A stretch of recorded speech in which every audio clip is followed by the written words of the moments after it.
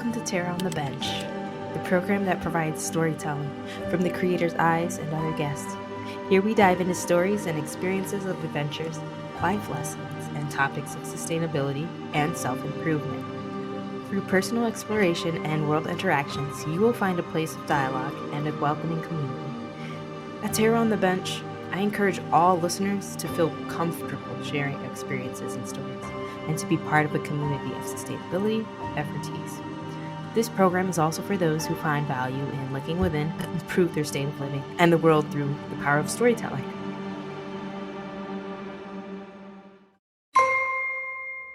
Hi, this is Kristen from terraonthebench.com.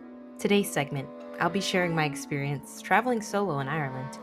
This was an experience of camaraderie amongst other strangers. Everyone who shared their experience with me on the trip has either traveled solo before or generally travel abroad for fun often.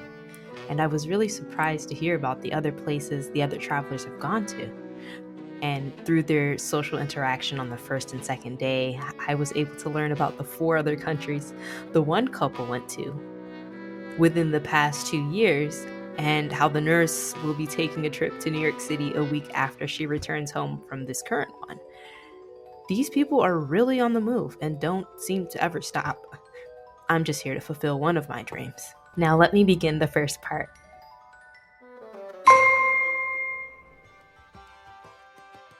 Here I am, my 26th birthday, and already exploring the world, eating Thanksgiving dinner with 32 other strangers at a medieval banquet table, fit for a queen and her guests. I say fit for a queen because as part of the special dinner, we were served the choice of our very own queen and king.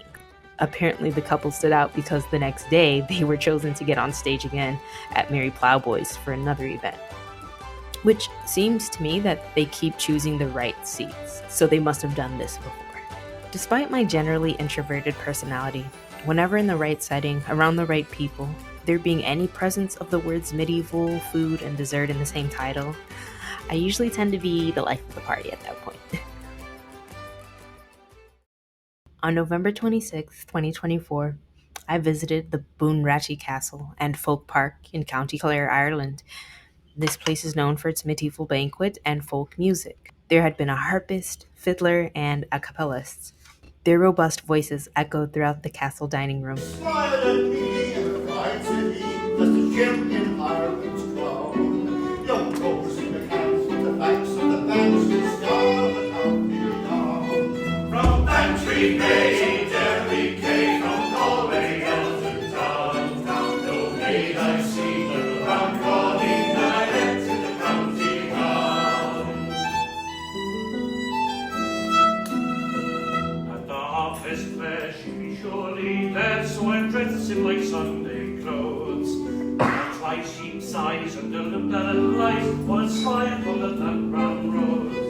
No pipe, well scope, no horse or yoke, no my bow when the rush turned round. The smiling tide in my own fireside says God they can't be down. From Bantry Bay to Derry Cay, from Galway to Dublin town, no maid I've seen in the round calling. She's the star of the country now. Very well.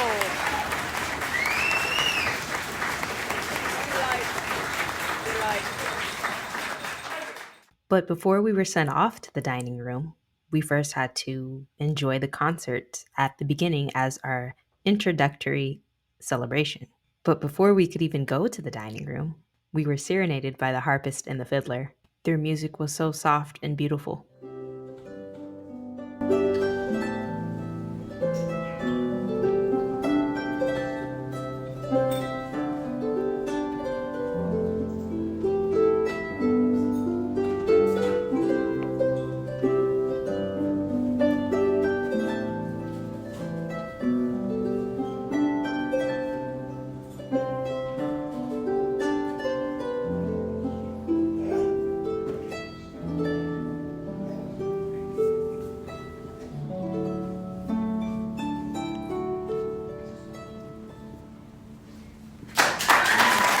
Once the introductory concert was over, We were now able to make our way into the dining room. One character in particular stood out the most. Unfortunately, he didn't have a role in the gallant dining concert. This was a surprise to me because he seemed to be the most vibrant of all the characters. The Lord was about 5'8", had brown wavy hair with a length that reaches his shoulders about. He wore the traditional red Langshat hat, neck ruff, and multi-layered fabrics, all of which made it easy for us to identify that he was someone of nobility. Think of what Henry VII would wear. Although his character didn't share any, he was easy to stand out by his animated cartoon laugh. As I approached closer to greet His Highness, I could hear his laughter becoming less faint and more audible. I continued toward him, and at this point, I was finally ready to say hello. Thank you, good sir. You're very welcome, my lady. Now, you're still Sae, right? Yes. Excellent. Excellent. Perfect. Excellent. I imagine him laughing like this with his friends. I say this because he seems to stay in character the entire time.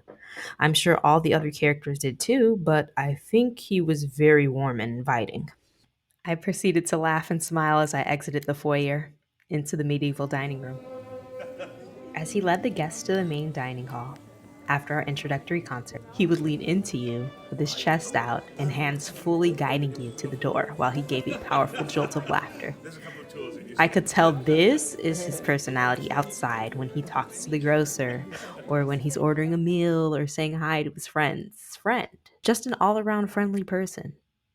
He reminded me of one of my colleagues that knew how to keep the team's chat engaged. With all 38 people in the chat, he managed to get gags and giggles and people sending over reactions of emojis cry laughing.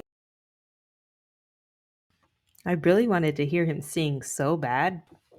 The giant animated smile and the brown soft hair. But the laugh. Upon entering the royal dining room, the tables seemed to span in various directions. There were no IKEA dining sets that covered only one cheek of the bum. No, these were sturdy and thick benches. The group I was with was seated by Her Highness. I chose to sit at the very end near the coat rack in case I needed an easy escape. The dining room was lightly dimmed with blue and warm orange stage lights glaring upon the center stage, furthest from where I was seated. There were about 32 of us at one table. We sat one next to the other with no arm room. I figured, how are we supposed to eat here and have full maneuverability of our hands? I couldn't even move my left arm without bumping weenuses with the next baroness over. Weenus, a slang term referring to the loose skin of the elbow joint. But that's the point. In medieval times, there was no real luxury with eating unless you were the queen and king who sat upon their very own throne. Regardless, this leaves us with the experience that matters. And I do say, my lord, I was very pleased. The food had not been served yet because little did I know an entire medieval concert would be held first. A second one, along with prepared monologues full of humor and facts about medieval Irish history. We joked of the times where peasants were sent to the dungeon. While their peasants were imprisoned in a wet, damp dungeon, they were at least given scraps left behind from the feast given upon the king and queen and their guests. Not too luxurious. After the master of service chose a member of the audience to sing and joke, the chosen one was later sent into a little hollow jail to reenact what would happen when someone displeased the lord and his lady. We have a scoundrel in our midst. A fox. I didn't do it. However, we have many. One who is dining at his lordship's invitation, who has not been behaving like a true gentleman. Most serious accusation of an earl, and one for which he must be severely punished. Punished. Yes. Governor, pray tell, what is this scoundrel accused of? Trifling with the ladies in the castle. Whoa! Trifling with the ladies? Governor, this is indeed the most serious accusation. Is it not? That escalated. It did. Scoundrel. Pray tell, what is the punishment to be for such a crime? Die dungeon! To the dungeon! To the dungeon. What say you, my noble guest, of dungeon? Yes. Very well. After the guest was done with his terrible singing, as directed by the master of service, he was ordered to the dungeon. Between now and the main punishment, the narrator of the show seemed so comfortable and playful with the guest. It was giving sporty coach father laughing and playfully roughing up his son because Johnny here was more interested in reading about the psychology of humans, but he couldn't catch a ball only 10 feet away while running because multitasking would go against cognitive principles and law. I engaged energetically as this was the type of foolishness I'd normally approve of, even outside of a medieval setting reenactment. We continued to laugh, chant, and bang on the tables. Dungeon. Dungeon. Dungeon. Time has come now for you to name and shame the scoundrel. What is his name, my lord? Tommy! Tommy! Simpleton. Tommy! Tommy the simpleton. Birthday! Oh, bloody well. Get out of here! As the night progressed, our 4-course servings were completed with plenty of ribs left over. They didn't even bother to ask if anyone wanted seconds. I guess that's what happens when you have a tight medieval schedule. Music filled the room, entertainment persisted, and before long, it was time to head home. Everyone walked out at the same time, out the dining hall, ventured through the winding, narrow castle stairways, and exited out past the bagpipe player. The night was cold, but holiday Christmas lights and sculptures through the folk part lit the path to the bus. After taking my seat on the bus, I could feel myself feeling complete. Here I was in Ireland with a group of strangers traveling solo, attending a social event in an environment like this. I remember being very immersed and feeling like this is my life now. Well, just for the week. I remember being so proud of myself for going out in an unfamiliar place and space. It opens the door for learning different cultures. This is what exploration and open-mindedness is really all about. I identify this experience as it being my dream reality, just for the mere fact of its history and how the history is still alive. And I feel it. I explored the city pace and the medieval banquet that showed me that even when the characters were in character, they remained in character at every waking moment, even when the show was over. And I strive to be in that character that I imagine myself to be, but genuinely who I want to see myself being. The key takeaways are of identity, how camaraderie can be what you make it, and history is the key to the future.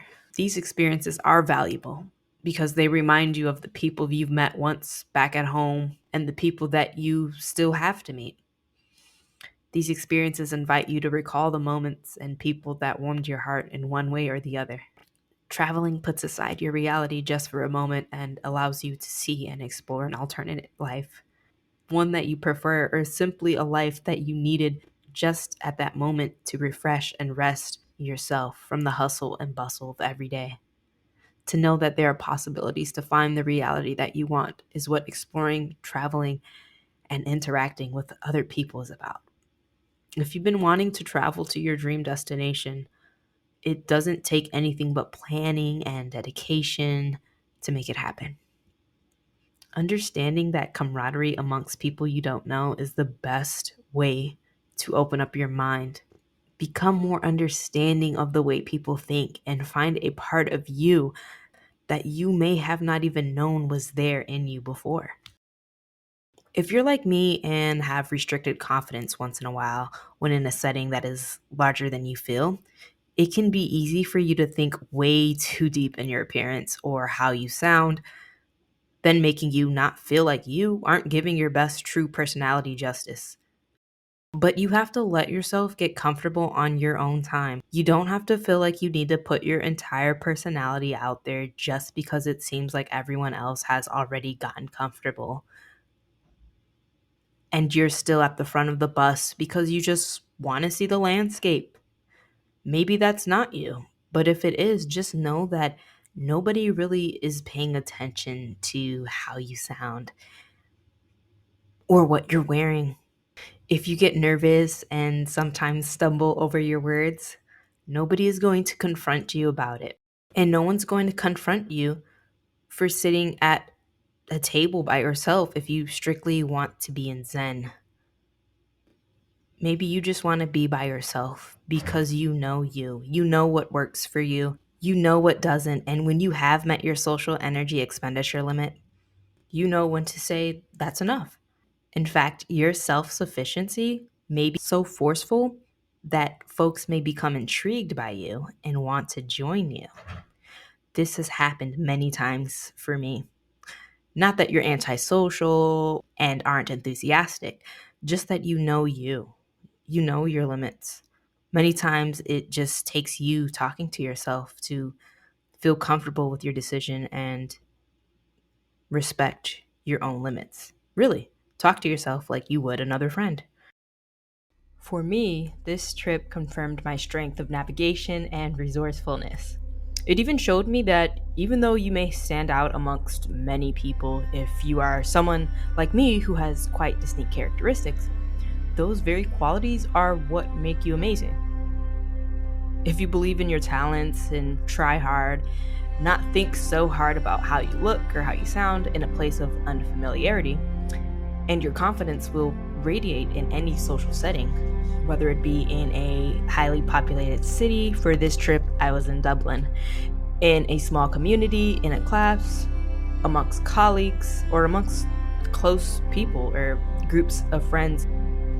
Or if you're just on a trip like me, I was in Dublin, and I was unfamiliar with it, but I felt like I already belonged because nobody was paying attention, and I was just simply enjoying the fact that I was there. I was experiencing a new place. Or if you've just gotten into a new community of people that share like-minded hobbies, or if you are around your colleagues. Maybe you're hanging out with your friends' friends, and you'd rather just be with your one friend that invited you. Regardless, travel has allowed me to see the different sides of people that I've already seen, but it more so confirmed the ideas that I've had about interacting with people and being able to enjoy other people's company, strangers even, and you could just enjoy the time that you have with them. Make the most out of that moment and then leave. Enjoy your day. Enjoy your life. But the fact is, you have memories and you tried. You tried talking to new people and it was fine. So the next time you contemplate about traveling and you're with a group of strangers, or you go with people you know, just remember that the world is humongous. It is huge.